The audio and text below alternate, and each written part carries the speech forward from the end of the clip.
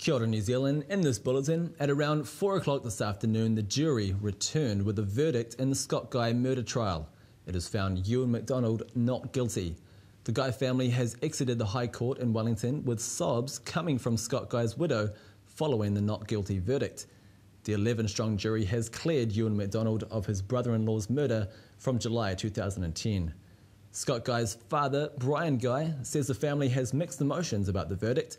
Mr. Guy says they still have questions, and he says that no verdict will bring his son back. Mr. Guy says the family has been overwhelmed with the outpouring of support they have received. And the police have accepted the not guilty verdict from the jury. While Ewan McDonald's been cleared of the murder, he remains in custody on vandalism and arson charges. And the Prime Minister's predicting a split drinking age will be the outcome of pending changes to our alcohol laws. MPs are due to have a conscience vote later this year when legislation tightening liquor laws comes back to Parliament. In the mix is a proposal to allow 18-year-olds to drink in bars, but then they would have to be 20 to buy alcohol at an off-licence or bottle store. John Key believes it'll be the option MPs choose, rather than raising the purchase age to 20 across the board or keeping it at 18.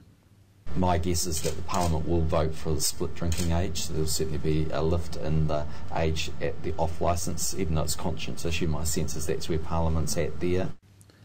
Questions have been asked about the Defence Minister's handling of his portfolio after he was vague about when and if he knew our naval vessels wouldn't be able to dock at Pearl Harbor during an international defence exercise. Our ships will instead be berthed at a civilian port in Honolulu because of our nuclear-free status. Jonathan Coleman says he discovered the news after seeing it in a newspaper, but had expected it because it has been our policy for the last 28 years. Labour MP Ian Lees-Galloway has been asking what the story is. Whether or not that was just an oversight on his part is yet to be seen, but the Prime Minister now seems to be trying to tidy up the situation for an incompetent minister who isn't on top of his portfolio. And the government says it's not embarrassed by revelations our naval ships have been banned from Pearl Harbor. John Key says it's not an embarrassment but more of a compromise. If you think about what's happened, there's been a long-standing disagreement between New Zealand and the United States. New Zealand proudly has adopted an independent foreign policy, and we're not going to change that, but we've agreed to put one small irritation to one side. And children in the Waikato who are under 6 are now entitled to free medical visits at their GP or after-hours clinic. The Waikato District Health Board has worked alongside Waikato Health Services to ensure children get their health care they need without additional costs for their parents.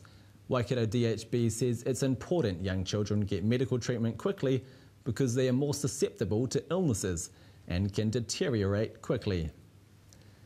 And overseas, in the last 18 months, Egyptians have gone through one revolution, 3 elections and many mass protests with the scars of the violence running deep.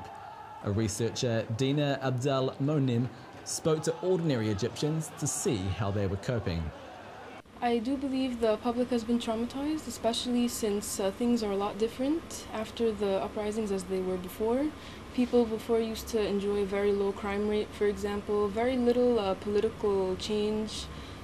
However, after the uprisings, there was more crime.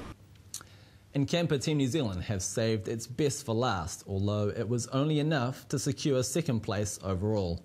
They've won the final leg of the Volvo Ocean Race, arriving in Galway, Ireland, just minutes clear of French team Groupama, who has won the entire race. Camper crew member Tony Ray says they received a remarkable reception upon their arrival. You know, it's 2:30, 3 o'clock in the morning, and they reckon there's 15,000 people down here, so it's completely out of control and in true Irish fashion. The event concludes this weekend with an import race, but it won't affect the top 2 placings. And finally, the sound of sirens echoed around Auckland City this afternoon as high winds and rain caused havoc. Around midday, wind blew part of the roof off a heritage building in Pitt Street, and torrential rain covered roads and flooded some suburban areas.